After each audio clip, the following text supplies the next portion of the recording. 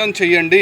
మా నాన్న చనిపోయాడు, నేను కోల్పోయింది చాలు. మీరు మమ్మల్ని మా డాక్యుమెంట్స్ అన్ని దగ్గర పెట్టుకొని మాకు అన్యాయం చేయొద్దు, నన్ను ఇబ్బంది పెట్టొద్దు. నేను ఆల్రెడీ కట్టాను, నేను కట్టకుండా మీ దగ్గరకు రాలేదు.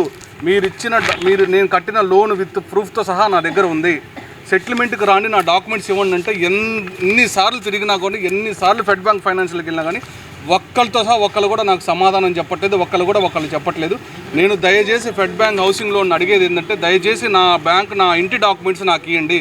నా ఇంటి డాక్యుమెంట్స్ నాకు ఇచ్చి నేను కూడా ఇంకా 10 లక్షలు కడతాను బాబు అని చెప్పేసి నేను అడుగుతున్నా. ఒక్కడ కూడా నన్ను ఆలకించిన వాడు ఎవడు లేడు, పలికించినోడు ఎవడు లేడు, మేనేజర్ ఎవడో తెలియదు. 3 నెలలకు ఒకసారి మేనేజర్ మాత్రం. కనీసం చివరికి ముంబై అంట ముంబై ఆఫీస్కి వెళ్ళినా కూడా CEO అనిల్ గారు ఆయన కూడా చేంజ్ అయిపోయాడు, హెడ్ ఆఫీస్ చేంజ్ అయిపోయారు. ఎంతమంది చేంజ్ అయిపోయారంటే 3 నెలలకు ఒకసారి 6 నెలలకు ఒకసారి చేంజ్ అయిపోతాను అన్నారు.